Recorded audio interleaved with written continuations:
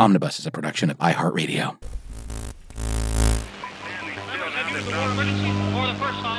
is Jim, and receiving this message. We are Ken Jennings and John Roderick. We speak to you from our present, which we can only assume is your distant past, the turbulent time that was the early 21st century.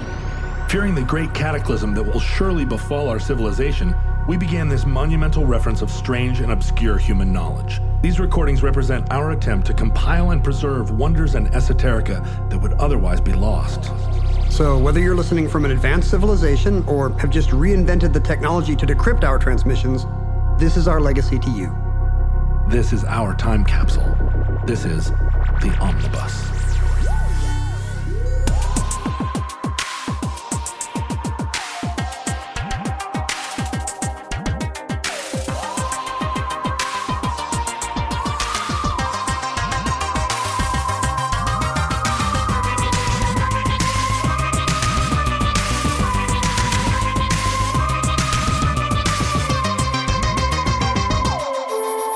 You have accessed entry 495.NU2653, certificate number 28876. The four-color map problem. So now let's do this one. Well, you could use blue again. And we can use blue again for that one. Excellent. So here we can't use blue, we can't use purple. We can use orange again. We can use orange, why not? So we'll do this one in orange. And now we need a fourth colour. We have to go to the fourth colour, do we? Yeah. Purple, blue and orange are being used. This does have to go into the fourth colour. I assume you're like me, Johnny. You spent a lot of time as a kid looking at maps with an atlas open in front of you. Road atlas in the car or a world atlas at home. Maps have played a very important role in my life. I'm a map collector, a map porer over. Were you a National Geographic kid on any level? I studied the National Geographic. Are you a member of the National Geographic Society? I never was, I don't think. I collect globes, as you know. But also I traveled a lot in a pre-phone world. So atlases, I have atlases from every year, I think from the mid-'80s on. Coffee-stained, dirty atlases. McNally Road Atlas. Yeah, I have a couple of atlases that look pretty trashed. I don't think you have to buy a new one every year. They always tried to upsell you on getting a new one every year at Walmart or whatever. What ended up happening was you clean out the car, you take the atlas out, and then you head out out into the world. And when you get to the place where you don't know what's coming, you pull into a service station and have to buy a new atlas. Also, they get torn up. The cover of a road atlas lasts 6 nanoseconds. For some reason, I was staying in a farmhouse one time and their dog grabbed my atlas and took it out into the pigsty.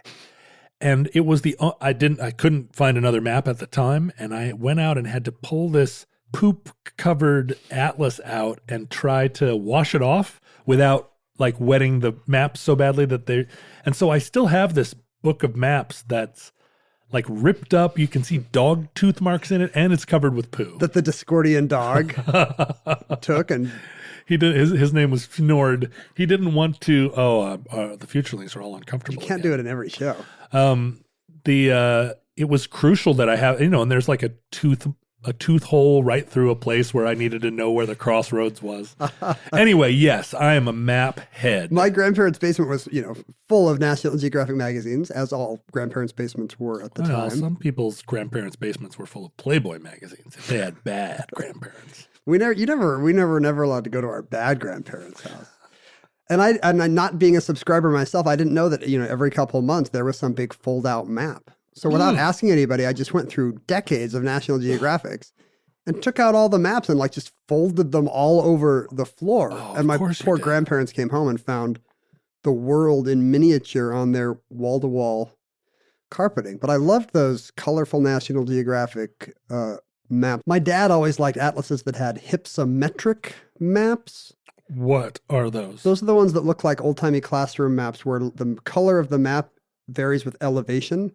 Lowland is green, but then the mountains get purple and then brown, I think, Purple Mountain's majesty. That doesn't have a quicker coinage than hypsometric? Hypsometric is Greek for measurement of height, I guess. Wouldn't we just say topographical map? It's a kind of topographical map is any map that lets you see mountains, but this Right. is one where the color changes with elevation. Oh, I see. And they're kind of misleading because, a desert would be green if it was at the right elevation to be green. Right. That is misleading. Whereas mountains are purple whether or not they're actually purple. Why didn't they design it so that deserts were brown and forests were green and mountains were purple? That's a different way to color a map. Yeah. Like you see those as well. And those are much more common today when we're used to seeing aerial imagery Right, sure. on digital mapping. We expect that. And the green purple thing looks very old timey to us. I have 2 big storage bins full of National Geographic maps dating back to the very dawn of the National Let's do Geographic. it. Let's break them out. The rest of this show is just going to be us uncrinkling maps and then trying to refold them back out. Look. It still has the railroad that's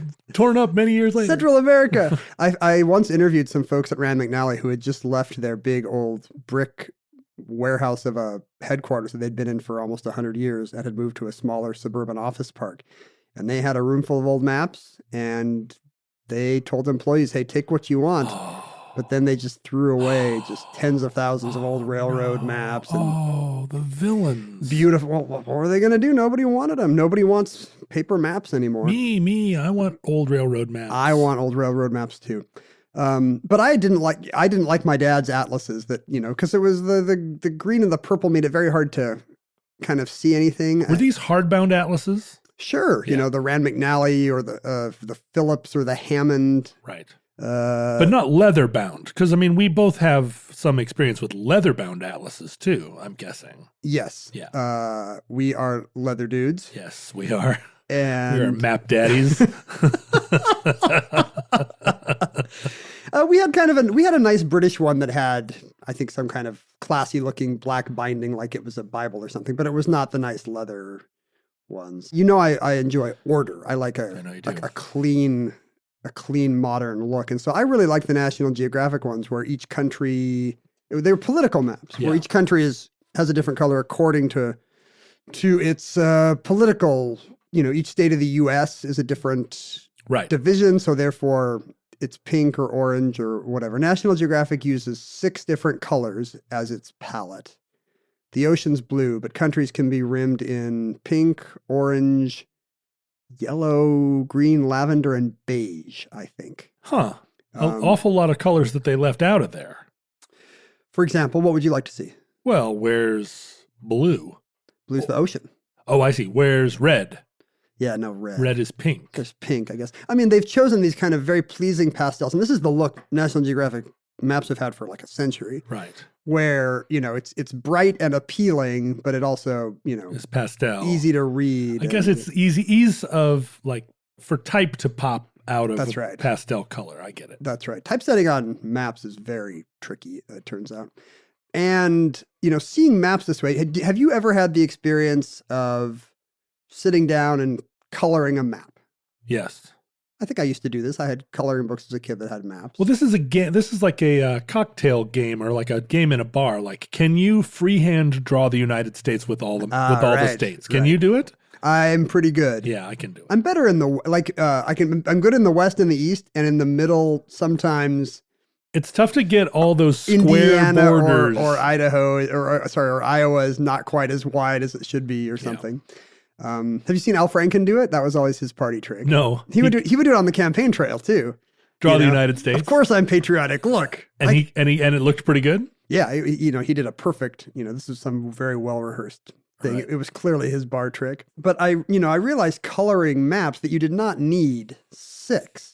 National Geographic was using too many colors. Really? That you could get by with less. There have to be states in the United States that have borders with more than 5 other states. Yeah, I right? think Tennessee and Missouri each touch 7 other states. But the thing is, you don't need 8 colors. Oh, right. Because, Tennessee touches North Carolina on one end, but Arkansas and North Carolina could be the same color if you wanted, because they don't touch each other. I see. Right. That makes sense. And in fact, it's been known for, this is not something that was known or studied much in antiquity, but it's been known for a couple centuries that you can do any map with 4 colors such that no 2 divisions of the same color will share an edge. Interesting. Let me just sit and chew on that in my mind for 1 second. Let's all be quiet for a second while John's mind chews on this. Wow. And, and this is it's not strictly political. Like on a map today, Alaska and the United States would have to be the same color for political reasons. Right. But the assumption here is that any 2 disjoint areas can be whatever color they want, but no edge can be shared between 2 divisions with the same color. Right. And a point doesn't count, because otherwise, imagine a series of divisions that all meet at a point in the middle, like a pizza. Oh, I see. Right. Those would not all have to be, if it was 20 pieces of pizza, those would not have to be 20 different colors. Sure, they can touch at the point, but because there wouldn't be any confusion of border. Right. You wouldn't see a pink edge meeting a pink edge. When a pink edge meets a pink edge coming through the rye. Interestingly, this does not appear to be anything that the ancients worried about. The first reference to someone thinking about coloring a map and the number of colors it would take, such that nothing borders its own color, comes from, the mathematician Mobius once had I think it's Auguste Mobius? The Mobius strip guy. Yeah, this is why he invented the Mobius strip, because he only had 4 colors and and 1 strip. Yes, Auguste Mobius, I guess. The Mobius strip guy. We never say Mobius strip, but I guess we should. We don't say the Hubble telescope either. He had a geometry professor who presented the problem like this. Once upon a time, a king in India had a large kingdom and 5 sons. Maybe he had a kingdom and 5 large sons. I don't know. Mm-hmm. 5 large sons. His last will and testament decreed that after his death, the 5 sons should partition the kingdom in such a way that each one's region would have a common boundary, not just a single point, with each other's regions. How was one to divide the kingdoms? And that's just a way to restate the 4-color map problem, which is there is no way for 5 different sons to each have a territory that all share an edge with the other. That isn't a point. That is not a point, right. If it's a point, they can all meet in the center, and then you don't have to worry about coloring or, in this case, the border. What if you had like a international free city like Jerusalem at the center? And it's all the colors. Yeah, exactly. But except for this one mention of Möbius saying he heard a geometry professor say this in the early 19th century, nobody ever thought much about the problem of map coloring until 1852, when a British scientist and mathematician who's moved to South Africa named Francis Guthrie, in his lifetime, he was more interested in cataloging all the shrubs of South Africa. Sure. Who wouldn't be? Now that you have identified it as a pursuit, I'm wondering, I feel like I've wasted my life. Did you not know this was an option? Your guidance counselor was too busy giving you marriage certifications to tell you about shrub cataloging in South Africa. I've felt very strongly that my work categorizing and cataloging the shrubs of South Africa was just a layperson's interest. I didn't realize it was a profession. I think maybe it's richer for that. I see. That you were doing it for. Well, that's true. It used to be about the shrubs. I did it for my own self, not for anyone else. Francis Guthrie is just idly coloring a map of all the counties of England. He sounds like one of us. Exactly. What are you working on there, Ken? Just coloring all the counties of England, Mom. And he realizes that you can do any part of the map with just 4 colors. And he wonders what the mathematical basis is for that. He has a brother who's a scientist like him, and he writes to his brother Frederick in England and says, hey, you're a mathematician. What's the proof for this? Why is it that you can color any map with just 4 colors? Frederick Guthrie thinks about it, looks at it, can't figure it out. If you're like me, the first thing he did is he tries to find a counterexample. Right. It's like the old, you can only fold a piece of paper X number of times. The first thing you try to do is fold a piece of paper one more time. Right. And you think it's going to be so easy. You draw a circle and you divide it in half, and then maybe you do a bigger circle around it. But the second you try to, put your 5th guy in and wiggle it back to your first guy, you've interrupted some other border, and now you've created a new island that can be its own color. Anytime you try to reconnect back to the first one, you've broken 2 in half, and now you've got 2 that are disconnected. They can be the same color. So Frederick shows it to Augustus de Morgan, the great mathematician he's working with. And de Morgan assumes it will be easy to This becomes to a prove. geometry problem. It is a geometry problem.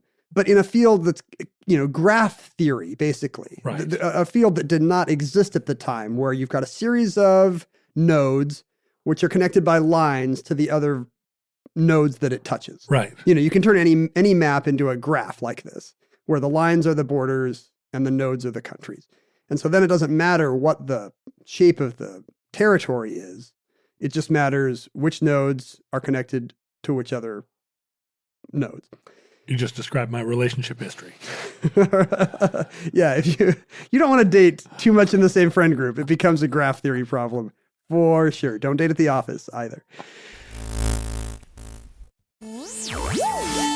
So De Morgan can't do it, and he enlists other mathematicians. He starts writing letters to friends. He writes to the great William Rowan Hamilton, whose name we remember every time we think about a Hamiltonian circuit today. I think about it every day. And De Morgan says, I can't do this thing. He says, if you retort with some very simple case which makes me out to be a stupid animal, I think I must do as the Sphinx did. Kill you with a sword. I think jump off a cliff. When the Sphinx's riddle was answered, the Sphinx was so bummed Right. that it immediately jumped off a cliff. What a loser. Like, finally, one day of adversity in the Sphinx's job. Yeah. Be a good sport is what I tell my kid. What a bad loser. Don't be a Sphinx. Odysseus, who is it? Theseus? Who answers the riddle of the Sphinx? Probably Theseus. Well, that seems like something we should know, but we don't have to take it out of the show. Let's just find who answered the riddle of the Sphinx. We now know that John is one of these people who types full questions into Google with a capital W and a question mark, like your dad. It was Theseus, right? When Oedipus traveled to Thebes, Oedipus, of the course. Sphinx posed the riddle to him. He said the answer is a human being, because a human being walks on all fours in early life, on two legs as an adult, and with a stick in old age. You just did the Jeopardy thing where you did the answer first. That's right. And the people of Thebes appointed Oedipus to be their king for this riddle answer. No wonder the Sphinx jumped off the cliff. I feel like the Sphinx was just let down by, its one job to keep people out of Thebes. Yeah. It makes you wonder how Thebes is getting its food supply, its entertainment gossip. People come and leave food at the border of Thebes, and then Thebesians. Thebans? Thebans. I'm trying to get clear of all my operating Thebans. If I have a big son, I'm definitely going to name him Thebans. Anyway, so De Morgan says, I must be missing something here. This has got to be easy. Show me my answer so I can jump off a rhetorical cliff. And Hamilton is just like, why are you even working on this? This is so dumb. Right. He's just pouting, Hamilton. Apparently he couldn't do it either. Yeah. So nobody can prove this. And how would you prove that it's impossible to draw a map with more than 4 colors? I mean, the easiest thing would be a counterexample if you could prove it wrong. Right, but this kind of math proof is always very confusing to me, because there are seemingly ways to write a proof for a lot of spatial conundra. Did you do geometry in high school? I did. When I took geometry, it was just a bait and switch where you thought you were learning geometry, and really geometry was just the trick to get you to write proofs. Right. Because geometry is a handy system where everybody can see the triangles or whatever involved. And then there's a list of easily derivable axioms that kind of make sense.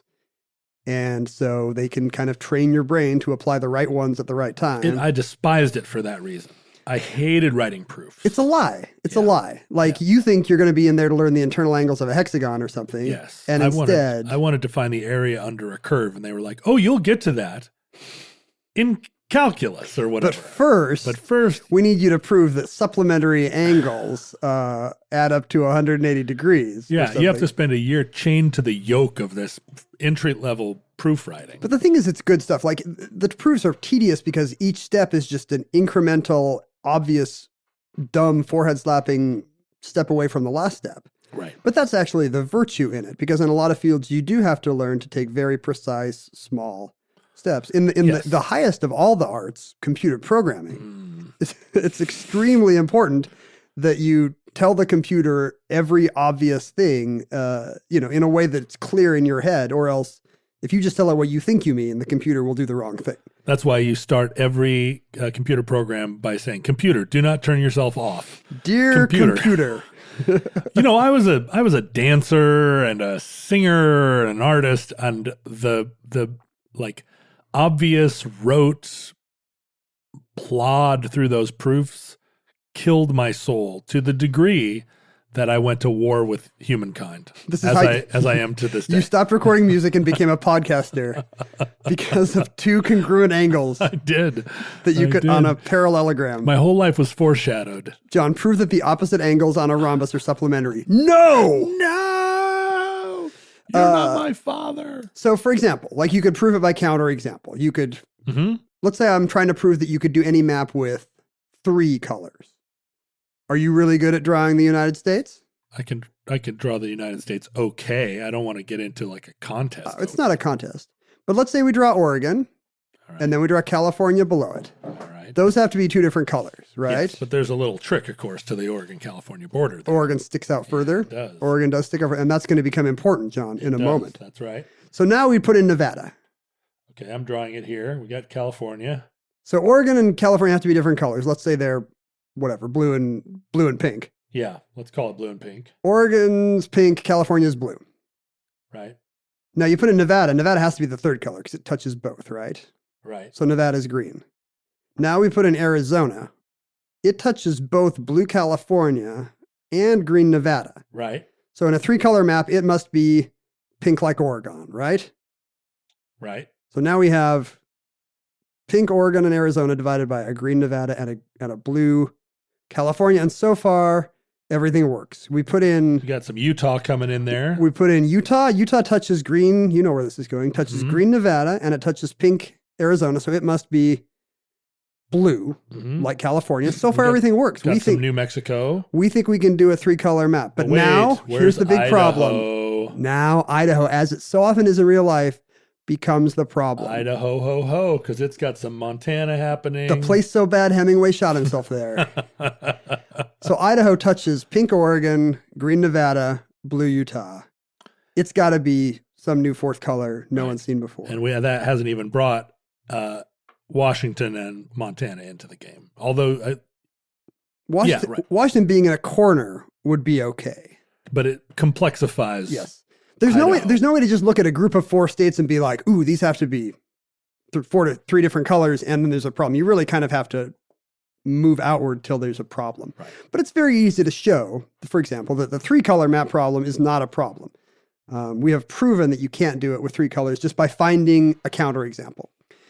But nobody can find a counterexample for the 4-color case. What is the proof? There is surely a proof written about the how many times you can fold a piece of paper problem. What's going on there? That's more like the molecular qualities of paper. I mean, one thing about folding a piece of paper is you fold it 50 times and you've got it's larger than the known universe because it's doubling every time. Right. But the fact that it bends is more the fact that you can't get it to bend more than 7 times is more what? Oh, now wait. It says here, the myth is you can't fold a piece of paper in half more than 8 times. The reality is, if you have a paper large enough and enough energy, you can fold it as many times as you want. The problem is, if you fold it 103 times, the thickness of your paper will be larger than the observable universe. Oh, there we go. 93 billion light years. But there was a girl who discovered you could do it by hand with a very long piece of toilet paper. That was her discovery, that you can get up to 8 or 9 or something just with a human fist. I see. If you have a very long piece of paper. I'm going to try that immediately after this show. Anyway, with toilet paper? Yes. You should do that on the show. Do you want me to go get a long piece Omnibus of toilet paper goes right into now? No, it's Futurelings, if you still use toilet paper, which I'm hoping you have evolved beyond, you're living in a futureling world where your lily pads all have little I had a friend once who butt sprayers. bragged that he did not need toilet paper because he was like an animal in the woods and it just came out clean every time. Really? His little sphincter was so tight. The texture and consistency was such that no man was left behind. Just like little moose poops. Perfect in every way. Wow. Living the dream, I guess. Yes. I never validated this in any kind of first person way. What's his religion? I will join it immediately. Yeah, is it more bran, less bran? I don't know. De Morgan then tries his friend Arthur Cayley, the great mathematician, whose insight is that we should try induction. Induction was a method of proof that had been used informally back to the Greeks, but was not made rigorous until the 19th century. Induction means you prove that if something works for one case, then it also works for a slightly bigger case. Like if I can prove this is true for n elements, then is it also true for n plus 1 elements? And then once you've proven it's true for 1, then you've got this little tool that lets you always go from 1 to 2, and from 2 to 3, and from 3 to 4. So he starts trying to prove it with induction. But no dice. Within a few decades, 2 different British mathematicians have written 2 different proofs of the 4-color map theorem. Here is why, in plain mathematical language, why you will never have 5 different shapes that all border each other. It's so great that you can throw a golden apple into a room full of mathematicians and it will entertain them for 400 years. Well, it's a very kind of tantalizing case because it seems so simple and pure. It's something I discovered myself as a child coloring in maps, sitting and wondering, how many colors could I do this in? I remember asking my dad, how many colors do you need? And he was like, oh, this is very interesting. It's only 4. And I was like, bull, and I started drawing maps, and sure enough, I could not do a 5 one. And so it's something so tantalizing because even a child can understand the case. It's so simple, and yet the brightest people in the world cannot state in mathematical forms why. And that is when you can't say why. Oh. It's not just that they're tantalized and they want an answer and they want to publish first, but it's really like the why might be something fundamental. Fully fundamental. That fully, not just partially. No. It might be... It's right there in fundamental. It might be something that unearths new truths. Well, so much of science, and particularly theoretical science, is about looking over God's shoulder at creation, that the little proofs that lead to the big truths are I think, what motivates a lot of mathematicians and physicists. There are people like me who like to push chairs into table, and they want to see the hidden order in God's complex universe. They're like, what the way with the who? And sure, you never know what key to the back door is going to be the one that throws the whole thing open. So in 1880, 2 different mathematicians provide these 2 different proofs by induction that they think are solid. And both proofs last for 11 years, satisfying everyone, until they are both separately disproved. Boom. Somebody finds the step and says, oh, but you didn't account for this. And in both cases, mathematicians study the proofs and agree, wow, you're right. Did they both jump off cliffs as they should have done? Like the Sphinx. Yes, there's a lot of ritual suicide in theoretical mathematics. All their coworkers all kind of looked down into their coffee cups as they slowly, like dead man walked. What's interesting is that one of these failed proofs, this guy jumped too soon because one of them actually does serve as a proof of the 5-color variant. Oh. One of these proofs did prove that you will never need more than 5. But since everyone knows... Consolation prize. Since everyone really knows there's not a 5 out there, like everyone can kind of tell the longer they play with the problem that it sure seems like 4 is the hard limit. It's not interesting.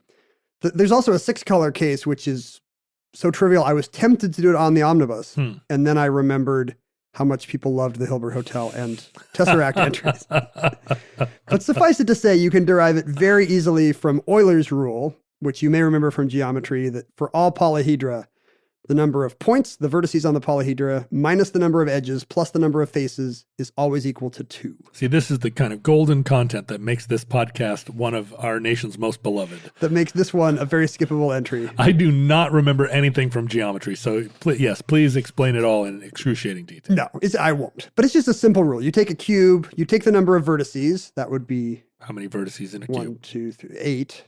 You subtract the number of edges, which is 1, 2, 3, 4, 5, 6, 7, 8, 9, 10, 11, 12.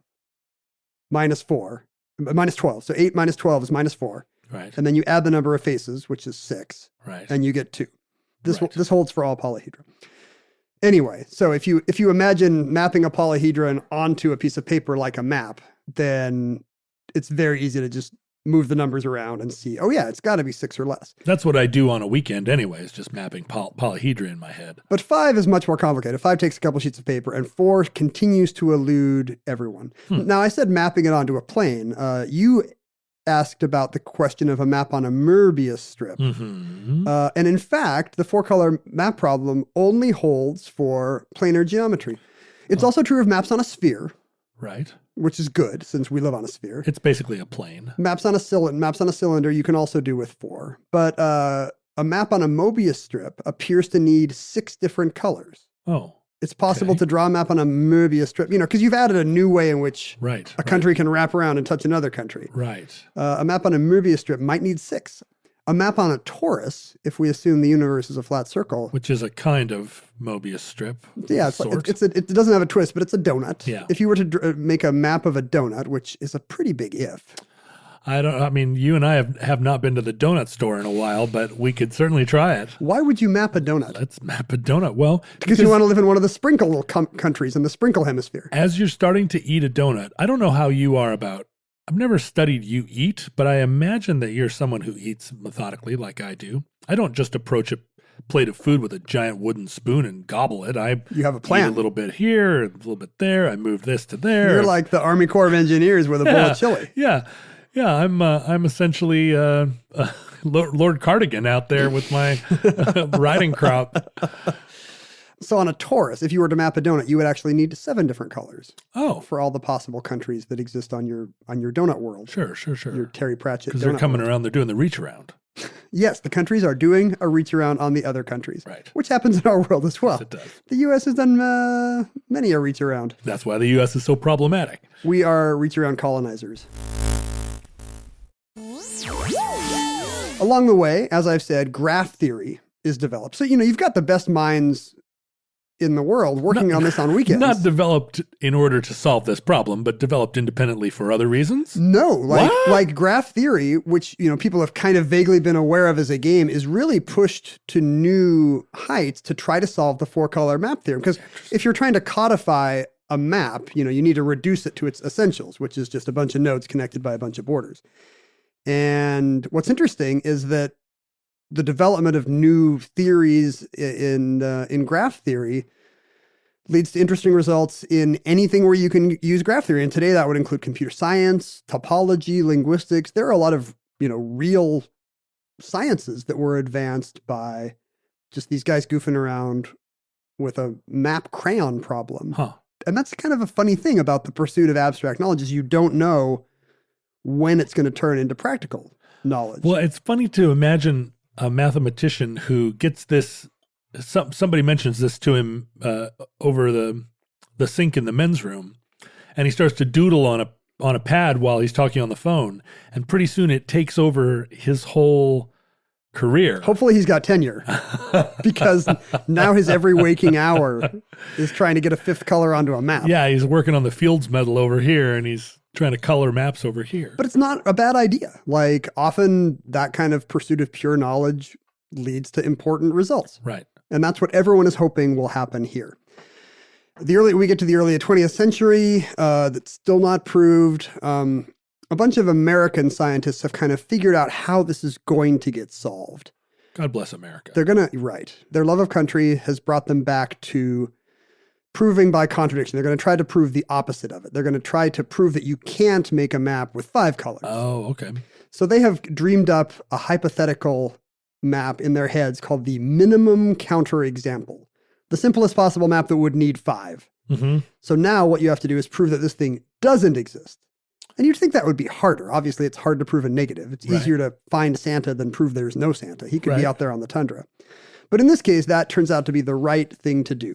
To prove that it doesn't To exist. prove there's no minimum counterexample, no simple 5-color map. So the problem gets redefined this way. What you're trying to do is find something called the unavoidable set. Maybe you hang out with an unavoidable set. It certainly feels that way. An unavoidable set is a collection of all the possible kinds of maps such that you can't make a minimum counterexample without it. The minimum counterexample, whatever map it is, has to have one of these little kinds of subgraphs in it. I see. So it's a little graph theory pattern of nodes and borders. And we don't know how big that set is. But it can be in 2 dimensions. It has to be in 2 dimensions. Yes. Yeah. Maybe it's 10 of these, maybe it's 100,000 of these. But however many there are, it's an unavoidable set of reducible configurations, which means a little kind of a map configuration of 4 colors that can be reduced to a simpler one. Right.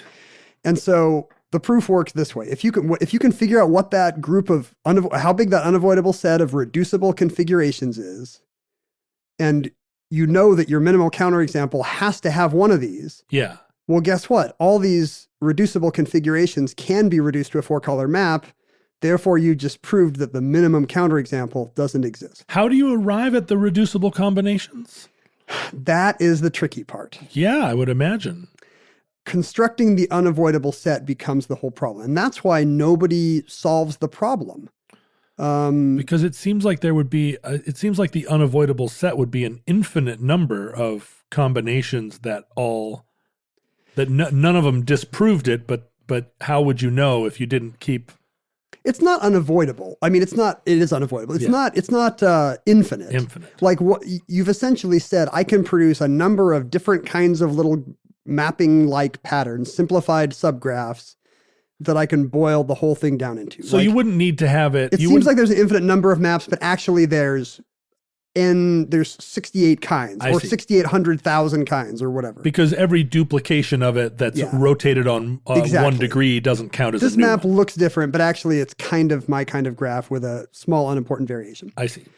And in the 1960s, a German guy named Heinrich Heesch actually figures out the way to do it. Like, if I could have a list of all the reducible configurations, I could prove that each one contains the subgraph. Right. But he just doesn't have the computing power to do it. This is when? What year? 60s. So if supercomputers are room-sized computers are starting to come online, and Heinrich Heesch thinks if I just had an access to a computer that had 64K. No, boy, that would be a dream. Like, he thinks I would just be able to step through every element of this unavoidable set, Right. prove that they're all reducible configurations, and then I'm good. Who's he working for? The Nazis. The KGB. Yeah. No, we don't know who he's working for. He's a university professor in Frankfurt or So he's Düsseldorf working or at the something. patent office. He's actually a professional mathematician. So Heesch's work comes to the attention of two mathematicians, Kenneth Appel and Wolfgang Haken, at the University of Illinois at Kenneth Appel and Wolfgang Haken. Kenneth Appel is what I call myself when I refuse to chase after the Discordian apple. I'm Kenneth, doesn't want the apple. Wolfgang Haken is what I call myself when when you join Danzig. Hey, I really liked your work on the Lady Hawk soundtrack, John. Thanks for joining Tangerine Dream. And now I call you Wolfgang Haken. Bitteschön. And these guys do have computer access. And so they know they're in a race all over the world. And they're now in a race with other mathematicians to get to the proof of this theorem first. Yes, everyone knows how to do it. The question is, how do you construct a convincing set of reducible configurations? How do you take the infinity of maps and reduce it to a number? And what is that number? Is it on the order of millions, or is it on the order of You said 68. 40? Right. It turns out they construct a proof showing that there are 1,936 reducible configurations. Huh. And they feel very confident that if they can check all these configurations and find out that they are indeed 4-color colorable and can be simplified into their simplest form into 4-color colorable, then guess what? They've just covered all map configurations under the sun. The minimal counterexample does not exist, and they have just proved that there's no 5-color map out there. Huh. But is this a proof? Because their strategy is to take They're coming at it backwards. Well, they're going to make a computer do it.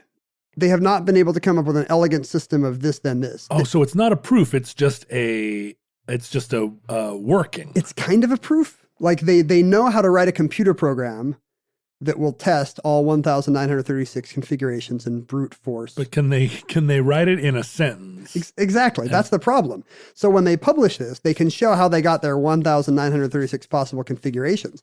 But when it comes to, and then the computer proved they were all reducible configurations, it really is just, here's 400 pages of microfiche, right, which is the computer output. So no thanks. Right. So step up and do your job, mathematicians. Very hard to verify. So they have the computer run this thing, and guess what? It works. Uh-huh. The University of Illinois is able to announce to great aplomb that after hundreds of years of futility, on June 21st, 1976, the 4-color map theorem has been proved. Let me just say that's only a couple of weeks before the U.S. bicentennial. That's right. USA. In fact, I think they held the bicentennial just to celebrate this. It was going to be kind of a small a small affair, with a they few played friends. No More Kings. And then 2 weeks before, They marched out there with their dot matrix printout. and then 2 weeks before, word comes from Urbana-Champaign. The courier arrives saying, "Hear ye, hear ye." University of Illinois is very proud. Their postmark of all campus mail Yeah. reads 4 colors suffice next to the postmark, just Wow, because with a flaming sword. they are bragging that it's their supercomputers and not one in Moscow or Stuttgart. Is that still true? Is that still their emblem on their? If you get a T-shirt at the bookstore or a sweatshirt, 4 colors suffice. it's Latin now. It's like quatrum colorum sufficem. But this, as you might imagine, this kind of a proof is met with a lot of skepticism in the academic. It's the first time that a theorem has been proved not by cleverly stepping through a bunch of principles to more complicated But principles. just turning a robot dog out on it. Exactly. Yeah. Turning a computer loose brute force. And Skynet and it's became self-aware. and it's very hard to validate because you're saying, here's 400 pages of microfiche, look at the results. Right, go after it, smarties. And the people who complain about this, it's not that they're skeptical of the proof, but they're met with hostility and disbelief that this is what math is now. Right, is this pop music now? Just Exactly. It's old fogeyism, but the math version of it. The mathematician Paul Erdős says, "I'm not an expert on the 4-color problem, but I assume the proof is true." So he's not being skeptical about the proof. However, it's not beautiful. Yes. I'd prefer to see a proof that gives insight into why 4 colors are sufficient. Agreed, but I have the old fogey problem myself. Erdős wants to look over God's shoulder. Yes. And the idea is that the proof would be enlightening on other axes. And all this has done is answered the problem. Yes, we had a million monkeys with a million coloring books, and now we know that you can't do it. Right. But did we explain why you can't do it? No. Did it teach us anything else about related fields? We tried to look over God's shoulder, and he moved his shoulder up and over to the side and was like, "Get off me." God's like, no, I'll just tell you, I'm God. 4 colors is fine. And we're like, show your work. And he's like, no, screw you. I'm God. No. I'm not showing my work. No.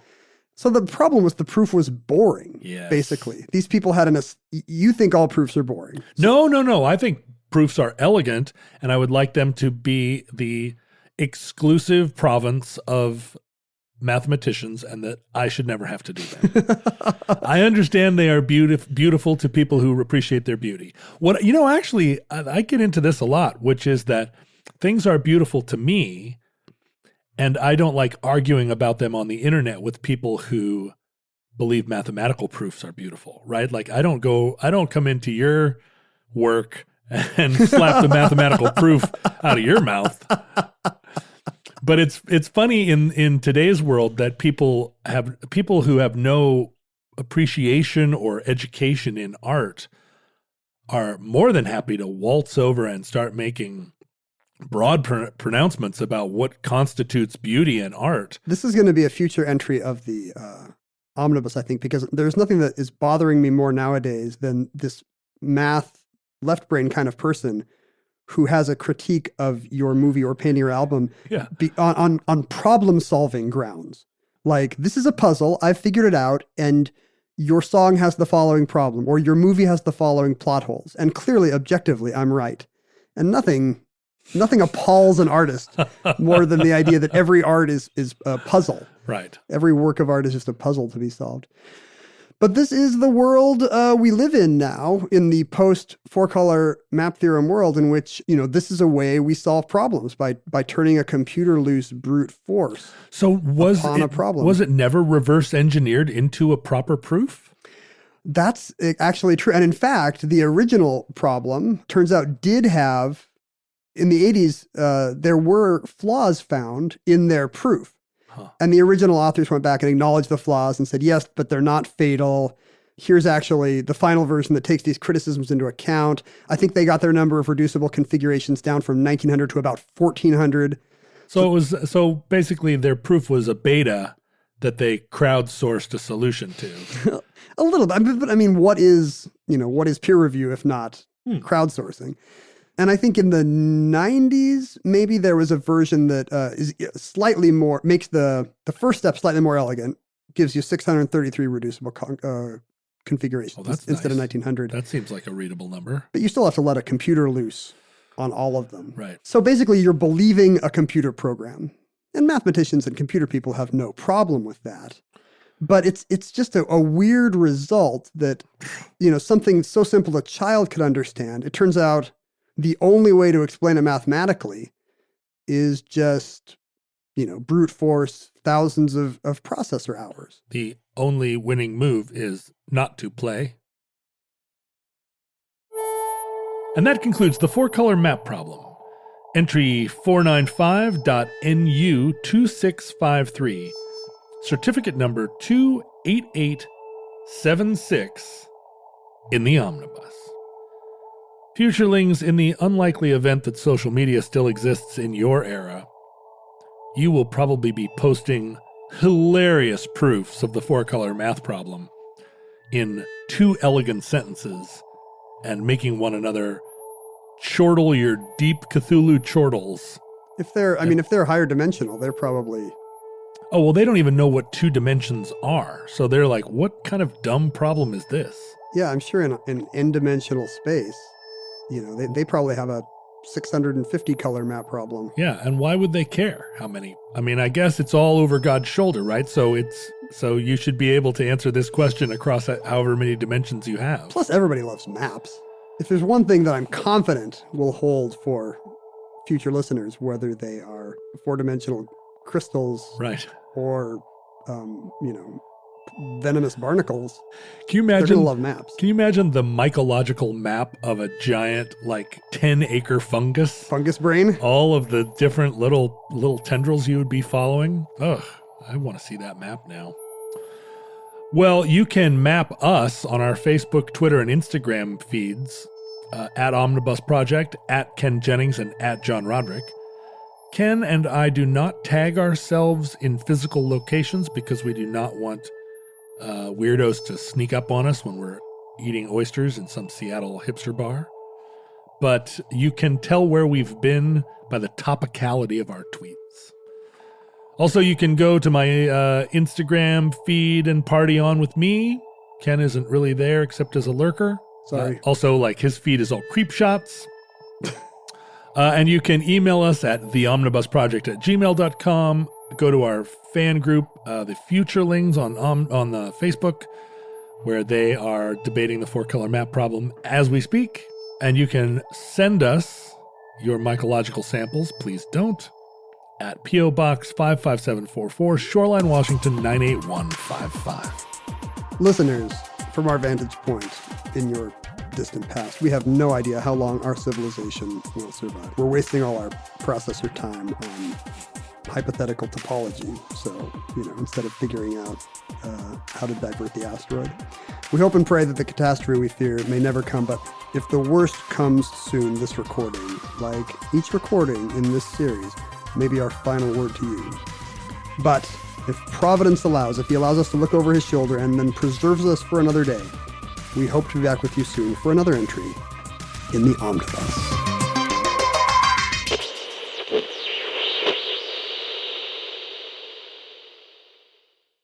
For more podcasts from iHeartRadio, visit the iHeartRadio app, Apple Podcasts, or wherever you listen to your favorite shows.